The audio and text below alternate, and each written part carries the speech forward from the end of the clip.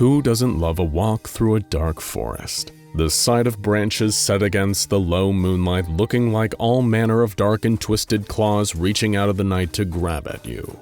Every step brings with it the snap of a broken twig that practically echoes around you. Whenever a breeze rustles the leaves on the trees, you feel like something might just be following you, moving through the forest towards you. It is easy to get lost in a forest at night, after all. That's why the children's song warns us that if you go down to the woods today, you'd better not go alone. The image of a forest in the darkness has inspired fear for generations, from fireside folktales telling of wolves and monsters lurking among the trees, to modern horror games about a tall, faceless man in a suit stalking you through the woods. And then, of course, there's SCP-060, otherwise known as the Infernal Occult Skeleton. Now, despite the name, SCP-060 is, in actual fact, a forest. Or at least, it's a forest to begin with. A picturesque grove of 17 tall white oak trees, spread out across 8 acres of land in rural northeast Minnesota. It almost looks like something out of a tourist brochure, a beautiful stretch of forest sitting under clear skies. Well, during the daytime, anyway. If you ever find yourself hiking through a corner of Minnesotan forest that isn't in any of the guidebooks, then tread carefully. You might just stumble upon the demolished ruins of a house that used to stand among the trees, out in seclusion.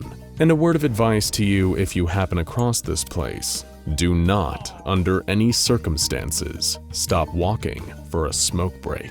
Of course, thanks to the good folks at the SCP Foundation, you're unlikely to ever just wander your way into SCP-060. More likely, they'll administer you with amnestics, the Foundation's patented memory-altering drugs, and send you on your merry way, totally oblivious to the huge hard-to-miss greenhouses containing SCP-060.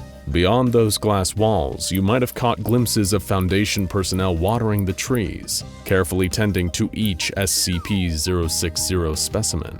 Maybe you saw them gathering up leaves and pruning each tree individually, composting every part of dead plant matter instead of leaving the white oaks to grow freely. And perhaps you even noticed that not one member of personnel was carrying a lighter on their person, nor a taser, or so much as a small box of matches. Nothing that can start a fire. Or rather, you would remember seeing all that if the amnestics hadn't already made you forget. But what's so special about these trees? Why would the SCP Foundation go to the extent of housing a collection of white oaks in greenhouses and meticulously oversee their growth? What is it about these particular specimens that make personnel so cautious about fire safety? And why on earth is SCP-060 a collection of trees, referred to by the nickname the Infernal Occult Skeleton?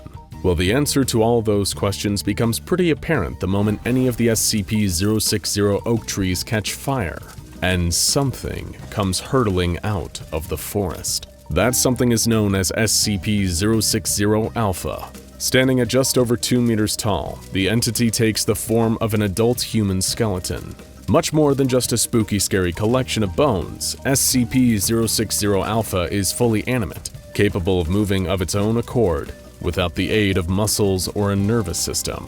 Oh, and it also happens to be on fire. Move aside, Ghost Rider. SCP-060-Alpha is engulfed from skull to toe bones in bright white flames, burning at a temperature of approximately 1500 degrees Celsius, or almost 3000 degrees Fahrenheit. For reference, that's just shy of the melting point of iron, and hot enough to grant a human being a quick but agonizingly painful death. Granted, after a few seconds of that heat, your nerve endings would be scalded, so maybe you wouldn't feel that much pain.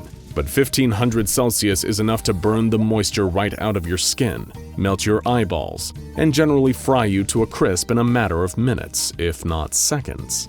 Good thing SCP-060-Alpha isn't known for being highly aggressive and hostile. Oh, wait, it is?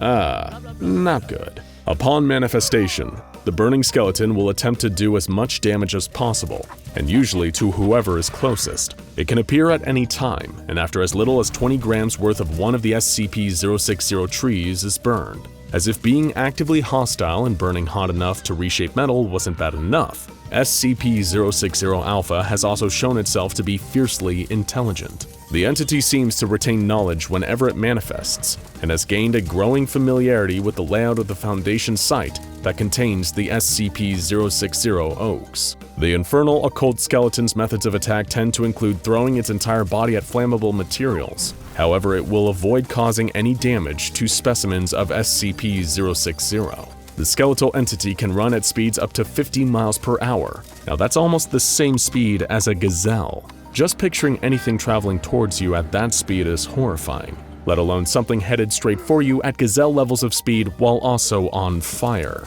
It is this combination of speed and heat that means SCP-060 Alpha poses such a threat to anyone close whenever it appears. If left unchecked, the entity could easily cause colossal and widespread forest fires and property damage. Interestingly, any areas that SCP-060 Alpha does burn with its flames will start to yield saplings of the SCP-060 Oaks around 6 weeks after the fire has stopped. The Foundation doesn't allow these saplings to grow to full size, and instead pulls them from the ground and disposes of them, composting the saplings to feed the other SCP-060 specimens. Luckily, the biggest strength of SCP-060 Alpha, its flames, also happens to be its greatest weakness. It is possible to fight the fires of the Infernal Occult Skeleton by dousing it with water, or any other materials capable of dousing flames, whether it's sand or foam from a fire extinguisher. Of course, this is a lot hotter and harder to put out than any ordinary smaller-scale fire, but despite being a difficult task,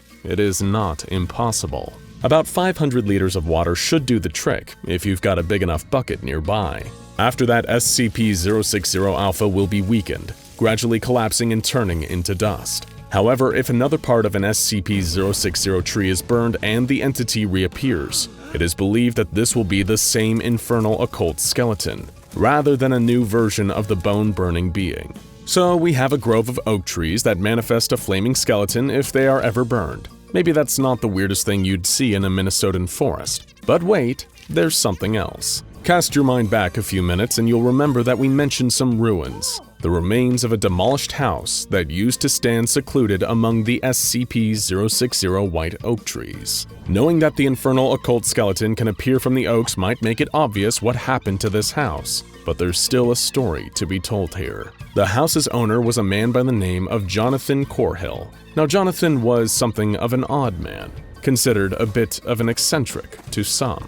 He preferred to spend his time in solitude, alone with his own thoughts for company, rather than mingling among the rest of the world. Even his own family noticed that Mr. Corhill was drifting away from them, becoming a more bitter, nihilistic person in his old age, and choosing isolation over human connection. Now, sure, loneliness doesn't hold much appeal to everyone, but sometimes there are people who just prefer being alone. That might be what drew Jonathan Corhill to his secluded little house in the forests of Minnesota, somewhere no one would bother him. For the most part, the rest of the Corhill family adjusted to their eccentric relative's behavior. Jonathan would have rarely accepted visitors to his house in the forest, but he still kept in contact with those who he'd been close with. Most notably, he'd regularly share phone calls with his brother, one Christopher Corhill. That is, until something seemed to change unexpectedly in the year 1996. On one of their calls, Jonathan outright told Christopher to never contact him again, severing any ties with any remaining family members and friends in the outside world. Jonathan cut everyone off, living within his own bubble where he could immerse himself in his unusual interests. According to Christopher, his brother had seemed otherwise normal up until a certain phone conversation, but Jonathan had become obsessed with the occult. Specifically, he had embroiled himself in the history of the Victorian era and certain supernatural practices that had been undertaken in that time period. Now, whether Christopher honored his brother's wish to sever ties is unknown. A mail carrier would visit Jonathan's home in the woods not long after their phone call. Maybe among the envelopes, this courier was delivering what could have been a letter from Christopher or other members of the Corhill family, begging their estranged relative to come back to the world. You see, even people who claim to prefer being on their own sometimes need human interaction. Talking to people and being in the presence of friends and family are hugely important factors in maintaining a positive state of mental health. But what happens when someone rejects that entirely and instead becomes lost in their obsessive study of the occult? Well, the mail carrier was the first to find out. Arriving at Jonathan Corhill's woodland house, the courier found the place looking almost skeletal, a shell of the building that had once stood in the forest. According to the locals, the carrier had been sent to deliver a notice to Mr. Corhill, explaining that his house was being foreclosed. But it seems someone, or something, had beaten them to it. A fire had spread from the house's fireplace, quickly engulfing the entire structure, presumably with Jonathan still inside. It wasn't until later that very same year that Jonathan Corhill was officially reported as a missing person case with the local authorities. Any search that was undertaken in an attempt to find him uncovered next to no evidence of his whereabouts.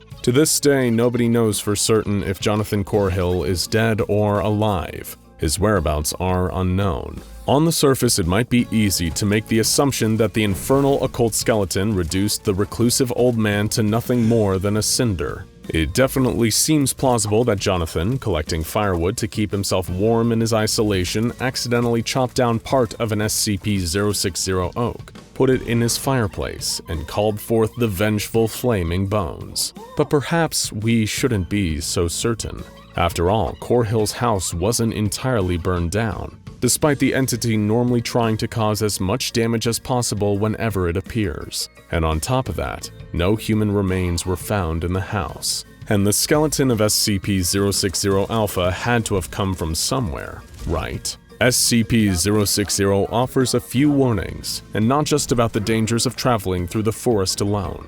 The appearance of the flaming skeleton whenever the SCP-060 white oaks are burned could serve as a reminder that we need to be vigilant in protecting the forests of this world. Trees are one of our few sustainable resources, but for every one we cut down or that catches fire, it takes years to regrow a replacement. And perhaps the third and final warning of the Infernal Occult Skeleton is simply, don't play with matches, especially around trees. Otherwise, you might get burned. Now go check out The Plane That Never Was, SCP-787, and SCP-1440, the old man that kills all living things he touches, for more morbidly fascinating SCPs.